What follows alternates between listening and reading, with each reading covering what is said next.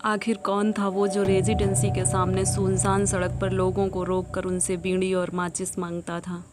कौन थे वे लोग जो पेड़ों पर लटकते हुए दिखाई देते थे, और किसकी थी वो लाशें जो रेजिडेंसी के आसपास पड़ी हुई मिलती थी? इन सभी सवालों पर आज हम इस वीडियो में बात करेंगे। दोस्तों, अगर आपने इस कहानी का पार्ट 1 नहीं देखा है तो प्लीज़ देखिएगा, लिंक नीचे डिस्क्रिप्शन बॉक्स में दे दिया गया है। चलिए अब टॉपिक पर आते हैं और सबसे पहले बात करते हैं उस प्रेत की जो लोगों से बीड़ी और माचिस मांगता था। दोस्तों, 80 के दशक में रेजिडेंसी के आसपास न कोई बाउंड्री वॉल थी, ना ही रोशनी की व्यवस्था, और ना ही आज की तरह लोगों के आने जाने की चकाचौंध। इसी का फ़ायदा वहीं आसपास के कुछ स्थानीय लुटेरों ने उठाया जो लोगों को डराकर उन्हें लूट लिया करते थे। जब पुलिस ने अभियान चलाया तो 2 दर्जन से ज़्यादा लोगों को पकड़ा गया और पता चला कि वह बीड़ी माचिस मांगने वाला कोई प्रेत नहीं बल्कि उन्हीं लुटेरों में से कोई एक हुआ करता था। अब आपके दिमाग में एक सवाल उठ रहा होगा कि अगर वह लुटेरे थे तो फिर 1971 में उस युवक की मौत रेजिडेंसी के अंदर कब्रिस्तान में कैसे हुई थी? जैसा कि हमने इस कहानी के पार्ट 1 में बताया था कि उस युवक के दोनों दोस्त अपने जिगरी यार को कब्रिस्तान में घास पर बैठाकर अकेला छोड़कर चले गए थे। उनके जाने के बाद जब युवक उठा तो उसे महसूस हुआ कि किसी ने उसे पीछे से पकड़ा हुआ है, जिसकी वजह से वह डर गया और हार्ट अटैक से उसकी मौत हो गई। सुबह पुलिस ने देखा तो ज़मीन में एक कील गड़ी हुई थी जिसमें उसका कुर्ता फंसा हुआ था। यह कील किसी और ने नहीं बल्कि उसी के दोस्तों ने जाने से पहले कुर्ते के ऊपर से ज़मीन में गाड़ी थी।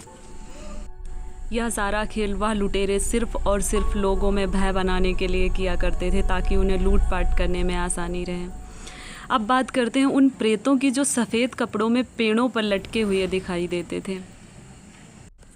इसके पीछे की सच्चाई यह है कि रेजिडेंसी से थोड़ी ही दूरी पर बलरामपुर अस्पताल है, जहां हड्डी रोग विभाग से जब काटने के बाद प्लास्टर निकलता था तो लोग मज़ा लूटने के लिए पेड़ों पर लटका दिया करते थे, और ये सफ़ेद रंग का प्लास्टर लुटेरों के लिए वरदान बन गया था।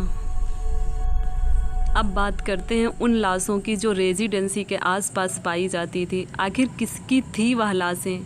तो दोस्तों, रेजिडेंसी के ठीक पीछे ही बलरामपुर अस्पताल की मर्जरी है। वहाँ से निकलने वाली लावारिस लाशें अक्सर वहीं पर फेंक दी जाती थी। बाद में पुलिस ने पहरा बढ़ा दिया तो लाशें फेंकने का सिलसिला बंद हो गया। खैर, धीरे धीरे समय भी बदल गया और सरकार ने रेजिडेंसी को संरक्षित करते हुए चारों तरफ बाउंड्री वॉल खिंचवा दी और लाइट की व्यवस्था कर दी। अब यह रोड रात भर चलती है, लेकिन तमाम रोशनी और लाइट के बावजूद लोग इस कब्रिस्तान के अंदर जाने से आज भी डरते हैं। तो दोस्तों, यह थी कुछ सच्ची घटनाएं जिनकी वजह से 80-90 के दशक में लोगों के अंदर हमेशा डर का साया बना रहता था और रात के सन्नाटे में रेजिडेंसी एक हॉन्टेड प्लेस बन जाती थी। फ़िलहाल अब समय बदल गया है।